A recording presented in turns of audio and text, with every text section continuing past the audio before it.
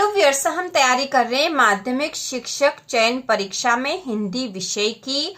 और हिंदी विषय में इकाई 16 में कविता दे रखी संगतकार, जिसके कवि है मंगलेश डबराल। तो मंगलेश डबराल की कविता संगतकार बहुत ही आसान कविता है। इसे हम विस्तृत रूप से समझ लेंगे कि इसका मुख्य कथ्य क्या है। लेकिन इसके पहले हम मंगलेश डबराल का सामान्य परिचय देख लेते हैं, उनकी प्रमुख रचनाएं देख लेते हैं, क्योंकि उससे संबंधित भी प्रश्न एग्जाम में पूछा जा सकता है।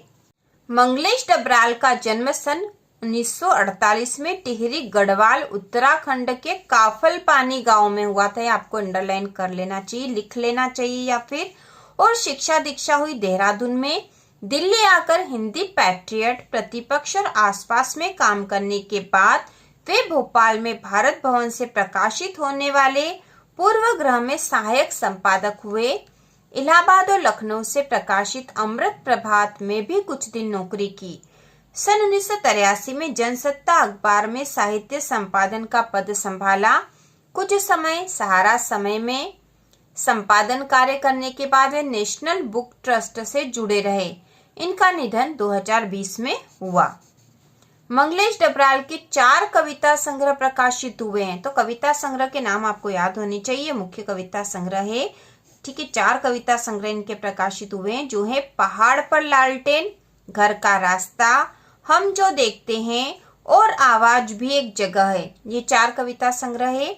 साहित्य अकादमी पुरस्कार पहल सम्मान से सम्मानित मंगलेश डबराल की ख्याति अनुवादक के रूप में भी, ठीक है, अनुवादक के रूप में भी इन्होंने काम करा है। और साहित्य अकादमी पुरस्कार और पहल सम्मान से सम्मानित हुए हैं ये।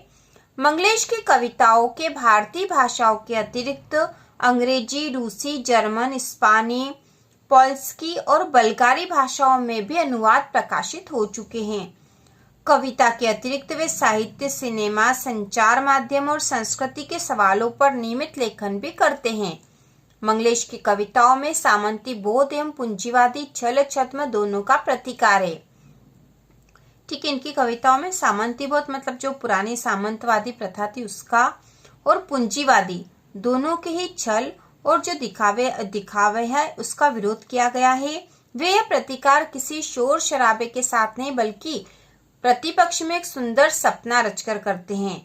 उनका सौंदर्य बहुत सूक्ष्म है और भाषा पारदर्शी है। तो मंगलेश डबराल का सामान्य परिचय है। इसके बाद हम संगतकार कविता का जो मुख्य सारांश है या मुख्य कथ्य है वह पढ़ लेंगे। संगतकार कविता गायन में मुख्य गायक का साथ देने वाले संगतकार की भूमिका के महत्व पर विचार करती है। तो ये संगतकार उनका साथ देने वाला व्यक्ति है जो मुख्य गायक का सहायक होता है। ठीक है, सहायक गाने वाला जो होता है उसके बारे में कहा गया है संगतकार। दृश्य माध्यम की प्रस्तुतियों जैसे नाटक, फिल्म, संगीत, नृत्य के बारे में तो यह सही है ही। हम समाज और इतिहास में भी ऐसे अनेक प्रसंगों को देख सकते हैं जहां नायक की सफलता में अनेक लोगों ने महत्वपूर्ण भूमिका निभाई है। तो ऐसा समाज में अधिकतर होता है कि जो मुख्य नायक होता है उसकी सफलता के पीछे अन्य दूसरे सहायक लोग होते हैं, और उसकी सहायता के बिना, उन लोगों की सहायता के बिना वह नायक कभी सफल नहीं हो सकता है। कविता हमें यह संवेदनशीलता विकसित करती है कि उनमें से प्रत्येक का अपना अपना महत्व है। यहाँ संगतकार मतलब साथ देने वाले लोगों के बारे में बताया जा रहा है कि हर व्यक्ति का अपना महत्व होता है और उनका सामने न आना उनकी कमजोरी नहीं, मानवीयता है। संगीत की सूक्ष्म समझ और कविता की दृश्यात्मकता इस कविता को ऐसी गति देती मानो हम इसे अपने सामने घटित होता देख रहे हो। तो अभी हम कविता पढ़ेंगे और इसको समझ लेंगे। तो संगतकार एक कविता है और इसके कवि है मंगलेश डबराल, जिनका सामान्य परिचय हमने पढ़ लिया है और कविता का सार भी समझ लिया है। तो कविता है, मुख्य गायक के चट्टान जैसे भारी स्वर का साथ देती वह आवाज सुंदर, कमजोर, कांपती हुई थी। वह मुख्य गायक का छोटा भाई है या उसका शिष्य या पैदल चलकर सीखने आने वाला दूर का कोई रिश्तेदार। मुख्य गायक की गरज में वह अपनी गूंज मिलाता आया है प्राचीन काल से। गायक जब अंतरे की जटिल तानों के जंगल में खो चुका होता है। ठीक है, तो हम यहाँ पर पहले इसका अर्थ भी समझते जाएंगे। तो यहाँ कहा गया है कि मुख्य गायक की जो भारी आवाज होती है, जो तेज आवाज होती है, चट्टान के जैसी मतलब जो स्थिर आवाज होती है, वह आवाज सुंदर, कमजोर, कांपती हुई थी। ठीक है, उस भारी आवाज का साथ देती जो आवाज है वह कैसी है? सुंदर, कमजोर और कांपती हुई, क्योंकि वह उस जो मुख्य गायक है उसकी आवाज से वह तेज नहीं होती है, इसलिए वह आवाज जो है कमजोर है। वह मुख्य गायक का छोटा भाई है, तो हो सकता है वो जो साथ देने वाला गायक है, मुख्य गायक जो मेन स्टेज पे जो गाता है वह गायक, उसकी बात हो रही है यहाँ पर। तो मुख्य गायक का जो साथ देने वाला गायक है उसकी आवाज मुख्य गायक से कमजोर है।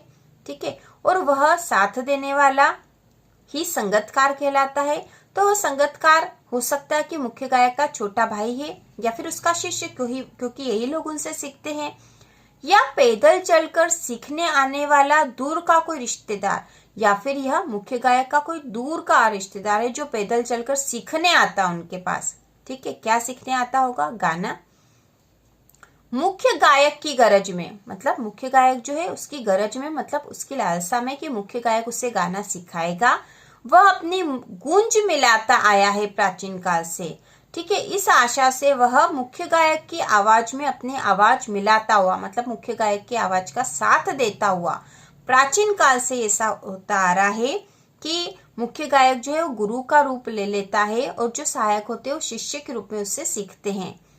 गायक जब अंतरे की जटिल तानों के जंगल में खो चुका होता है, अंतरा मतलब गाने की जो मुख्य लाइन होती है उसके अलावा की जो लाइनें हैं, ठीक है, मुख्य लाइन के बाद की जो लाइनें गाई जाती है उसको अंतरा कहते हैं। तो गायक जब अंतरे की जटिल तानों के जंगल में खो चुका होता है, तो मुख्य गायक जब अंतरा गा रहा और उसकी ताने जटिल हो, ठीक है, क्योंकि जटिल तान गाते समय मुख्य गायक उसमें खो जाता है, उसी में लग जाता है, या अपने ही सरगम को लांघकर चला जाता है भटकता हुआ एक अनहद में। तो यहाँ पे कवि कह रहे कि हो सकता है जो मुख्य गायक है वह जो सरगम है, संगीत की जो सरगम होती, मतलब जो स्वर होते हैं उसको लांघ जाए, कभी हो सकता है वहां से भटक जाए अंतरे की तान के समय। तब संगतकार ही स्थाई को संभाले रहता है। तब संगतकार मतलब जो मुख्य गायक का साथ देने वाला व्यक्ति है वही स्थाई स्वर को संभाल रखता है। ठीक है, जो भी गीत गाया जा रहा है उसके स्थाई स्वर को संभालने वाला होता है संगतकार। जैसे समेटता हो मुख्य गायक का पीछे छूटा हुआ सामान, और ऐसा लगता है जैसे वह मुख्य गायक का कुछ पीछे छूट गया सामान है उसको समेट रहा है, क्योंकि मुख्य गायक क्या छोड़ दिया उन्होंने? स्वर छोड़ दिया, उस स्वर को पकड़ के रख रहा है। तो ऐसा लगता है मुख्य गायक का पीछे छूटा हुआ सामान समेट रहा हो, जैसे उसे याद दिलाता हो उसका बचपन। और उसे क्या याद दिला रहा? उसका बचपन, जबकि वह संगीत सीख रहा था जब वह नो सीखा था, है ना। बचपन याद दिलाता कैसे? जब वह नो सीखा था, मतलब नो सीखा मतलब जब वह सीख रहा था शुरुआत में। तार सप्तक में जब बैठने लगता उसका गला, तार सप्तक मतलब जब स्वर बहुत तेज ऊंची आवाज में हो जाता तब मुख्य गायक का गला जो है बैठने लग जाता है, मतलब उसकी आवाज कुछ जो बिखर जाती है। प्रेरणा साथ छोड़ती हुई उत्साह अस्त होता हुआ, उस समय क्या होता है? तार सप्तक में उसकी मुख्य गायक की प्रेरणा साथ छोड़ देती है, उत्साह थोड़ा कम हो जाता है वह तेज आवाज में गाता उस समय। आवाज से राख जैसा कुछ गिरता हुआ, आवाज से राख जैसा गिरता हुआ का मतलब यह है उसकी आवाज उस समय कमजोर हो जाती है, बहुत तेज गाने के कारण उसकी आवाज कमजोर हो जाती है। तभी मुख्य गायक को ढांढस बंधाता, कहीं से चला आता है संगतकार का स्वर। तभी मुख्य गायक को ढांढस बंधाता मतलब उसको संभालता हुआ, कहीं से चला आता है मतलब कौन है यहाँ पर? संगतकार। कहीं से चला आता है संगतकार का स्वर, संगतकार का स्वर उसका साथ देने आ जाता, जबकि आवाज उसकी कहीं बिखरने लग जाती है। तब कभी कभी वह यूं ही दे देता है उसका साथ, और कभी कभी वह ऐसे ही उसका साथ दे देता है, यह बताने के लिए कि वह अकेला नहीं है। क्या बताना चाहता है? कि मुख्य गायक अकेला नहीं है, और यह कि फिर से गाया जा सकता है, और यह कि फिर से गाया जा सकता है, फिर से गाया जा सकता है। गाया जा चुका राग, जो राग गा चुके हैं उसको फिर से गाया जा सकता है, यह संगतकार उसको बताता है। और उसकी आवाज में जो एक हिचक साफ सुनाई देती है, किसकी आवाज में? संगतकार की आवाज में हिचक साफ सुनाई देती है। तो हिचक किस बात की रहती है?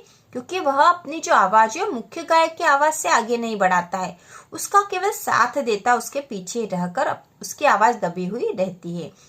तो उसकी आवाज में जो एक हिचक साफ सुनाई देती है या अपने स्वर को ऊंचा न उठाने की जो कोशिश है, क्योंकि संगीतकार अपने स्वर को ऊंचा नहीं उठाता है, ऊंचा उठा हुआ स्वर हमेशा मुख्य गायक का ही रहता है। तो संगीतकार जो है वो अपने स्वर को ऊंचा न उठाने की जो कोशिश है उसे विफलता नहीं, मतलब विफलता मतलब असफलता नहीं, ठीक है, विफलता मतलब असफलता है, उसकी मनुष्यता समझा जाना चाहिए। तो यहाँ कवि का कहना है कि मुख्य गायक के साथ जो साथ देने वाला संगीतकार है उसकी आवाज में हमेशा हिचक साफ सुनाई देती है, क्योंकि वह अपनी आवाज को मुख्य गायक की आवाज से ऊंचा नहीं उठाता, उससे ज्यादा आगे नहीं बढ़ता है। लेकिन ये उसकी असफलता नहीं है, ये उसकी मनुष्यता है, क्योंकि वह मुख्य गायक का साथ दे रहा है, ठीक है, और वह साथ निभाता है उसका। इस प्रकार से वह मुख्य गायक का साथ देता है। और यह साथ देने वाली मतलब संगीतकारी वाली बात केवल गायन के क्षेत्र में ही नहीं बल्कि जीवन के हर क्षेत्र में और हर जो एक प्रोफेशन है उसमें भी संगीतकार के रूप में कोई ना कोई कार्यकर्ता होते हैं जो कि मुख्य व्यक्ति का साथ देते हैं, और यदि वो नहीं होंगे तो मुख्य गायक या मुख्य व्यक्ति अपना काम पूरी तरह से नहीं कर पाएगा। तो ऐसी स्थिति में संगीतकार का भी अपना एक विशेष महत्व होता है, यही इस कविता में बताया गया है। तो इस प्रकार से हमने कविता पढ़ ली है और इस प्रकार हम माध्यमिक शिक्षक चयन परीक्षा की संपूर्ण तैयारी कर रहे हैं। इसी प्रकार के और वीडियो देखने के लिए चैनल को सब्सक्राइब कीजिए।